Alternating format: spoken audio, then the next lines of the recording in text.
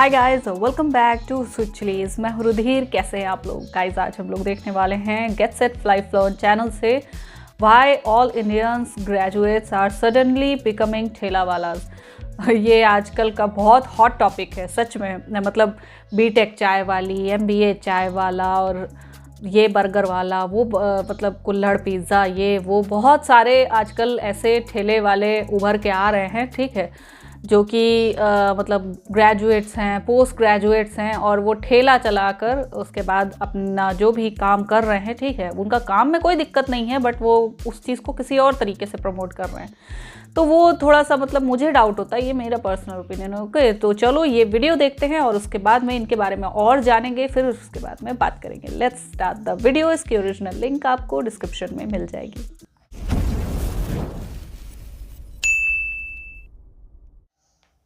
MBA चाय वाला के बाद अब बीटेक पानीपुरी वाली, बीटेक चाय वाली, पीएचडी चाय वाला, इंजीनियर वड़े वाले, बीए पास चिकन, ये डिग्री छोड़ के ठेला लगाने का इंडिया में एक ट्रेंड सा आ गया है। फॉक्सी के इस आर्टिकल के हिसाब से एक एमबीए कॉलेज को बंद करना पड़ा क्योंकि वहाँ के मेजॉरिटी स्टूडेंट्स ने कॉलेज के बाहर अपने चाय के ठेले लगा दिए थे। Imagine the craze. लेकिन इस ट्रेंड में लोग बटे हुए। एक तरफ वो लोग हैं जिनका मानना है कि ये सारे बस गिमिक्स यूज कर रहे हैं, कम उम्र के बच्चों को पढ़ाई से भटका कर एक सक्सेसफुल बिजनेस खोलने का लालच दिखाकर एंड में अपना फ्रेंचाइजी बेच रहे हैं जो कंप्लीट लॉस में है। दूसरी तरफ कुछ लोगों का ये भी मानना है कि चाय बेचने से कोई एक सक्सेसफुल धंधा कभी खोल ही नहीं सकता है। सो पूरी सच्चाई क्या है? क्या ये ठेले वाले जेन्युइनली उतना कमाते हैं जितना एमबीए चाय वाला क्लेम करता है? सो हाल ही में सोशल मीडिया पे एमबीए चाय वाला के कई सारे फ्रेंचाइजी ओनर्स ने सबके सामने प्रफुल्ल बिल्लोरे को एक फ्रॉड बताया और ये कहा कि उन्होंने फ्रेंचाइजी लेते वक्त तो सबको 10,000 पर डे के बिजनेस का एक सपना दिखाया, लेकिन हर दिन आज उनके पास सिर्फ कुछ 600 रुपए के आसपास की ही कमाई हो पाती है। जब इनने फ्रेंचाइजी दी थी, बोला था कि हम आपके आएंगे,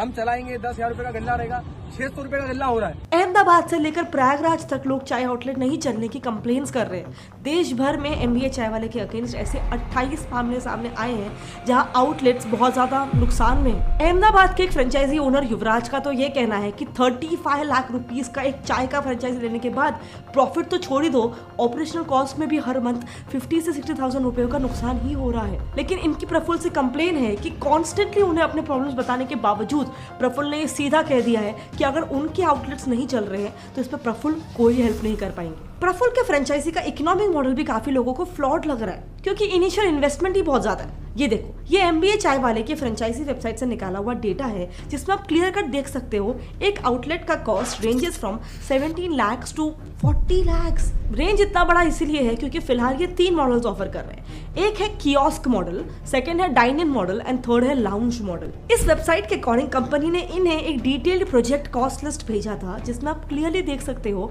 total project cost is 18 lakh, जिसमें सब कॉस्ट एडेड है। अब मान लो आप उनका मोस्ट एक्सपेंसिव लाउंज मॉडल की फ्रेंचाइजी परचेस करते हो तो बस एक सिंपल मैथ से मालूम पड़ जाएगा कि आपका मॉडल कितना प्रॉफिटेबल होगा कि नहीं। एक आउटलेट लेने का मैक्सिमम कॉस्ट पकड़ लो 35 लाख, 1,75,000 और वहाँ जो चाय मिल रही है उसकी कीमत है 20 रुपए। अब इस तरीके से अगर आप 20 रुपए पर कप वाली चाय 1,75,000 कप्स बेचोगे तब कहीं जाकर आपका प्राइमरी इन्वेस्टमेंट ही निकल पाएगा, वो भी तब जब आप 100 कप्स चाय बेच रहे हो रोज। और हाँ, इसमें भी आपको 5 साल लग जाएंगे, प्लस इसमें कोई डेली के ऑपरेशन कॉस्ट, जो रॉयल्टी फीस होता है, वो सारी चीजें ऐड नहीं की गई है। लेकिन एट द एंड जो लोग कंप्लेन कर रहे हैं उनका तो 600 रुपए का भी गल्ला नहीं हो रहा है, यानी वो दिन के सिर्फ 30 ही चाय बेच पा रहे हैं। यहाँ एक इंटरेस्टिंग फैक्ट ये है कि प्रफुल्ल बिल्लोरे का खुद कहना है कि उन्होंने अपने फादर से कोर्स के लिए झूठ बोलकर 15,000 रुपए लिए थे और उसी पैसे से चाय की दुकान चलाई थी। दैट मींस वो खुद ही एक्सेप्ट कर रहे हैं कि 15,000 में चाय की दुकान डाली जा सकती है। फिर आउटलेट फ्रेंचाइजी 35 लाख में किस लॉजिक से बेची जा रही है? चलो ये तो मान लो कि एक फैंसी ब्रांड नेम, एक फैंसी ब्रांड फेस के साथ खुला हुआ एक फ्रेंचाइजी टी शॉप है। अब जरा उनके दावे से अलग होकर अगर एक रियल टी शॉप ऑपरेशन का कॉस्ट अगर देखा जाए तो वो कितना होता है, एक नॉर्मल चाय की टपरी वाला कितना कमाता है? मुंबई के वर्ली के एक रोड साइड चाय वाले मिस्टर प्रकाश पटीदर पिछले 30 सालों से चाय की दुकान चला रहे हैं, जिन्हें स्क्रोल न्यूज ने कवर किया था। उनकी डेली की सेल्स होती है 700 से कुछ 800 टी कप्स, जिसके लिए लगता है एवरीडे 35 लीटर दूध, 7 kg sugar, 1.5 kg tea powder and 1 commercial cylinder every alternate day, which amounts to 20,000 rupees पर मंथ नेट प्रॉफिट, वो भी 45K की सैलरी डिडक्ट करने के बाद। लेकिन व्हाट अबाउट एमबीए चाय चाय वाला स्टॉल क्लेम, एक तरफ प्रफुल्ल की सच्चाई और एक तरफ रोड साइड चाय वालों की सच्चाई। Well, to my surprise, business insider की इस रिपोर्ट के हिसाब से 45% स्ट्रीट फूड वेंडर्स हर महीने 1 लाख ऑन एन एवरेज कमाते हैं। इस आर्टिकल ने यह भी आइडेंटिफाई किया कि मुंबई के कई सारे जलेबी और पाव भाजी वालों ने 50 करोड़ की प्रॉपर्टीज भी डिक्लेयर की है इनकम टैक्स में। पहले तो सुन के मैं भी बहुत शॉक थी, मैंने बिलीव नहीं किया, लेकिन मुझे लगा कि बिजनेस इनसाइडर का न्यूज है तो जेन्युइन ही होगा। बट एक मिनट, क्या ये आंकड़े जेन्युइनली बहुत ज्यादा आई ओपनिंग नहीं है? Which brings us to the question कि एक चाय टपरी में कोई इन्वेस्ट नहीं करना चाहता, लेकिन MBA चाय वाले के फ्रेंचाइजी में उनके पीक टाइम में इतना क्रेज था कि सिर्फ 5 साल में उन्होंने 200 फ्रेंचाइजी सेल कर दी थी। द आंसर इज MBA चाय वाले की स्टोरी। देखो, पहले सारे कंडीशंस को एनालाइज करते हैं कि क्यों 2020 के बाद का समय ये ठेले वाला के लिए एक गोल्डन पीरियड की तरह था। डिड यू नो, हिस्टोरिकली ये बात प्रूवन है कि जब एक मेगा क्राइसिस ने किसी देश को हिट किया है, उस देश में ऐसे स्ट्रीट या फिर अनऑर्गेनाइज्ड सेक्टर्स, इन शॉर्ट ठेले वालास का हमेशा बूम हुआ ही है। 1977 इमरजेंसी के टाइम ही पहला फूड ट्रक दिल्ली में स्टार्ट हुआ था। 1990s में जब देश लिबरल पॉलिसीज LPG 1991 एम्ब्रेस कर रहा था, इंडियन कंपनीज में अचानक से एक बहुत बड़े नंबर में ले ऑफ देखने को मिला, जिससे ऑफकोर्स लोगों को सर्वाइवल के लिए स्ट्रीट्स पर ठेला खोलना पड़ा। इनफैक्ट ठेले वाला ही नहीं, कोई भी स्मॉल स्केल बिजनेस या फिर rise in entrepreneurship in general का किसी मेगा क्राइसिस के बाद बूम होता ही है। एंड ये ट्रेंड दुनिया भर में देखने को मिला है। अमेरिका की बहुत सारी बड़ी कंपनीज जैसे कि डिज्नी, जनरल मोटर्स, उबर, ऐसे कई सारे बिजनेसेस का जन्म तब हुआ था जब वहाँ की इकोनॉमी बहुत बुरे दौर से गुजर रही थी। रीजन सिंपल, मास लेऑफ्स। देखो, पहले तो इंडियंस की सैलरी ग्लोबल एवरेज से ऑलरेडी काफी कम है, लेकिन कोविड के बाद से ही अभी 2023 तक भी आप देख सकते हो लेऑफ्स ऑल टाइम हाई पर ही है। इसीलिए पोस्ट कोविड पीरियड में बहुत सारे लोग एंटरप्रेन्योरशिप की तरफ मुड़ने लगे। बेसिकली लोगों का बिजनेस को देखने का नजरिया ही काफी ज्यादा बदल गया। And in fact with shark tank and so many popular young entrepreneurs के पॉडकास्ट या उनके सक्सेस स्टोरीज, इंडिया में एक यंग एज में बिजनेस करने का एक वेव सा छिड़ गया। इनफैक्ट गाँव में तो हर 10 में से 9 rural small businesses first generation है, यानी कि उनके ओनर्स काफी यंग हैं। Also 47% male and 38% female young rural बच्चे बिजनेसेस खोलना चाहते हैं। अब देखो, मेरा अनुमान ये है कि क्योंकि इस एज में and also considering the economic background, उतने रिसोर्सेज नहीं होते उनके पास जिससे वो एक फुल फ्लेजेड बिजनेस खोल पाए। तो ऐसे में बहुत ही स्मॉल कैपिटल के साथ ठेलास ओपन करना is the safest option to start with. So because of all these reasons, India में माहौल गर्म तो था ही, इस पर लोहा मारा है MBA चाय वाला के सडन फेम ने। प्रफुल्ल बिल्होरे की बातों को गौर से सुनना। उन्होंने 2 काम किया। पहला, ठेला खोलने जैसे कामों को डिग्निफाई किया। मेरी चाय की दुकान पे हो, मेरे ठेले पे, I will give you free chai. और दूसरा, लोगों के सामने इसको भी as a lucrative business option रख दिया। देखो, हम लोगों का 4 से 5 करोड़ का टर्नओवर है। यहाँ 4 से 5 crore should get complete credits for it. लेकिन लोगों को प्रॉब्लम तब भाई लाख भी बोलता तब ने अपनी स्टोरी चलाई। देखो, उनकी लॉन्ग स्टोरी शॉर्ट ये है कि उन्हें एक अच्छे MBA कॉलेज में पढ़ाई करनी थी, लेकिन वो वहाँ सिलेक्ट नहीं हो पाए। उन्होंने मैकडी में तक जॉब किया, लेकिन फाइनली उन्हें रियलाइज हुआ कि उन्हें एक एंटरप्रेन्योर बनना है। उन्हें शुरुआत में ज्यादा पैसे का रिस्क नहीं लेना था, तो उन्होंने महज 15,000 रुपए से एक चाय की टपरी खोली और वहां से आज 5 से 6 साल बाद उनके 200 फ्रेंचाइजी है। अब इससे हुआ ये कि अपने मल्टीपल स्पीचेस, पॉडकास्ट या फिर यूट्यूब वीडियोस में प्रफुल्ल ने डिग्री और फंड्स नहीं होने के बावजूद आप बिजनेस कर सकते हो, ये सेंटिमेंट यूथ में राइज कर दिया। सो जाहिर सी बात है कि लोगों में वो एक जोश तो जाग गया बिजनेस करने का, बेरोजगार इस लेकिन देश अब में मुझे थोड़ी बताओ, कम है। जब बात बिजनेस करने की लोगों आएगी, को अब काम कौन सा मॉडल चाहिए। चुनोगे? खुद से फ्रॉम स्क्रैच 5 से 6 साल रगड़ के एक बिजनेस खड़ा करना, क्या ऑलरेडी एक सक्सेसफुल बिजनेसमैन के साथ जुड़ना, उसकी फ्रेंचाइजी ले लेना? Of course the second option is more convenient, right? देखो, सेल्स में अक्सर psychology of influence into play आ जाता है।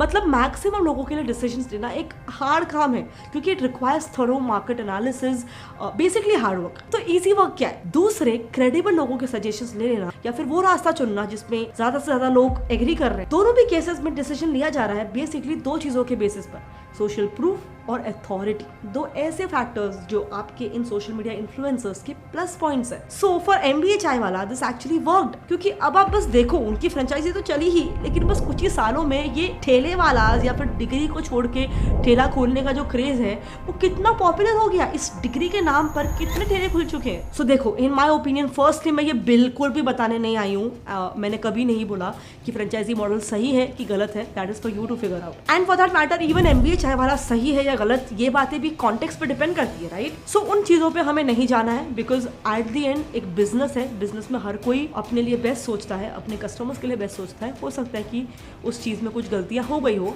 who are we to decide on that? लेकिन इस वीडियो से सीख हमें ये लेनी है कि ये बहुत इंपॉर्टेंट है कि किसी भी मॉडल में हेविली इन्वेस्ट करने से पहले लोकल मार्केट को थरोली रिसर्च करो। कोई भी डॉक्यूमेंट साइन करने के पहले, कॉन्ट्रैक्ट साइन करने के पहले थरोली समझ लो what you are getting into. And of course trends, कोई भी ट्रेंड में कूदने से पहले देख लो कि जेन्युइनली ये ट्रेंड लॉजिक पे बेस्ड है या बस एक मॉब मेंटालिटी पे बेस्ड है। वरना देखो, हम इंडियंस तो होते ही इमोशनल है, जिन्हें मैनिपुलेट करने में ज़्यादा टाइम नहीं लगता। But did you know Indians emotional है, ये बात इंडियन मैन के लिए काफ़ी फायदेमंद है, क्योंकि इसी की वजह से कई फॉरेन गर्ल्स देसी मैन को काफ़ी अट्रैक्टिव मानती है। Why foreign girls find Indian man attractive, इस टॉपिक पे हमने एक डिटेल वीडियो बना रखा है। अगर आप वो देखना चाहते हो तो यहाँ पे लेफ्ट पे क्लिक करके उससे देख सकते हो। मिलते हैं अगले वीडियो में, तब तक के लिए जय हिंद। जय हिंद। Oh my God. अच्छा, एक सिंपल सी बात है, जैसा कि यहाँ पर मैम ने भी कहा है ना, कि अब कभी भी बचपन से हम लोग मूवीज़ में भी देखते आ रहे हैं कि भैया हर किसी को देखकर कॉपी मत करो, है ना। हर किसी को देखकर ये मत सोचो कि उसका काम चल रहा है तो मेरा भी चल जाएगा, है ना, क्योंकि आप दोनों की सोच अलग है, काम करने का स्टाइल अलग है। हमेशा मूवीज़ में देखा जाता है, कोई भी डॉक्यूमेंट साइन करने से पहले, कोई भी काम करने से पहले एक बार सोच लो, 2 बार सोच लो, 10 बार सोच लो, एक बार उस बारे में सोच लो, रिसर्च कर लो, उसके बाद वो काम करो, ठीक है। लेकिन नहीं, लोग क्या करते हैं, फ्लो में बह जाते हैं। अरे उसने ये काम किया है, उसका देखो कितना बढ़िया काम चल रहा है, मैं भी करूँगा, मेरा भी बहुत बढ़िया काम चल रहा है। लोग मैं मानती हूँ यार, देश में बेरोज़गारी की समस्या बहुत ज़्यादा है, ठीक है। लोगों को रोज़गार चाहिए आजकल, मतलब ये हो रहा है, अब थोड़ा सा टाइम चेंज हो रहा है, लोग ऑनलाइन काम कर रहे हैं, लोग डिफरेंट टाइप ऑफ मतलब डेटा एनालिसिस का काम कर रहे हैं, ठीक है। बहुत सारे ऐसे काम हैं जो लोग घर बैठे कर रहे हैं और कमा भी रहे हैं। बहुत सारे ऑप्शंस आजकल आ गए हैं और उन्हीं में से एक है ये ठेला वाला बिजनेस, ठीक है। आजकल जैसे हम लोग हमेशा कहते हैं ना कि हाँ कोई काम छोटा नहीं होता, कोई काम ये नहीं होता, उसका मतलब देखो ये नहीं होता है कि हाँ आप अपनी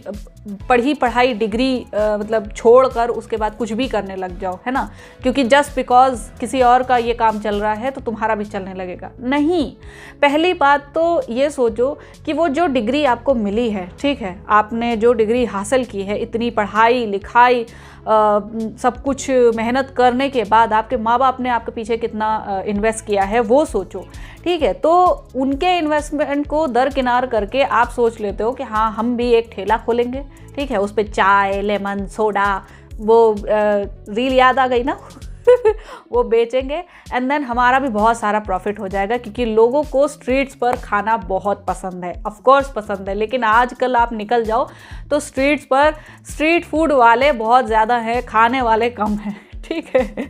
तो मैं सिर्फ एक चीज़ ये बताना चाहती हूँ कि भैया किसी को देखकर कॉपी मत करो, है ना। तुम्हारे अंदर अगर खुद के वो गट्स हैं, खुद के वो अगर फीचर्स हैं कि हाँ तुम एक अच्छा प्रॉफिटेबल बिजनेस चला सकते हो, देन उसके बाद ही किसी बिजनेस में उतरो, है ना। ज़रूरी नहीं है वो ठेले वाला ही बिजनेस हो या कुछ भी हो। और जहाँ तक कि ये लोगों की बात है, तो जब आप एक बिजनेस चला रहे हो, ठीक है, आपका वो ब्लंटली एक बिजनेस है, ठीक है, प्योर बिजनेस है। आप चाय की दुकान चला रहे हो, आप पानी पूरी, आइसक्रीम, चाउमीन, मोमोज, पिज़्ज़ा कुछ भी बेच रहे हो, ठीक है, वो प्योरली आपका बिजनेस है। तो उसके लिए दूसरों को मोटिवेशन देना बंद करो कि हाँ देखो यार मैं तो मतलब इतना मैंने स्ट्रगल किया, उसके बाद क्या बोलते हैं मैंने बहुत पढ़ाई की, बहुत वो किया, मेरा मन नहीं लग रहा था उस चीज़ में तो मैंने ये चीज़ खोल ली, है ना, और ये मेरा पैशन था। अगर वो तुम्हारा पैशन था तो वो तुम्हें पहले से पता होना चाहिए था, तुम्हें अपने माँ बाप को पहले से बोलना चाहिए था भैया मुझे चाय की टपरी खोलनी है, मुझे पिज़्ज़े का बिज़नेस खोलना है, मुझे क्या बोलते हैं समोसा चटनी बेचनी है, ठीक है। तो आप अपना पैसा बेकार करना बंद करो, इससे अच्छा है वही पैसा आप मुझे मतलब बिज़नेस के लिए दे दो, तो मैं आपको एक प्रॉफिटेबल बिज़नेस बनाकर, बिजनेस मॉडल बनाकर उसके बाद वापस कर दूंगा, ठीक है। लेकिन हर एक यूथ को पता है इस टाइम यूथ कितना ज़्यादा इन्फ्लुएंस हो रहा है इन सब चीज़ों से कि हाँ यार हमने पढ़ाई कर ली है, अब नौकरी करने की क्या ज़रूरत है ना।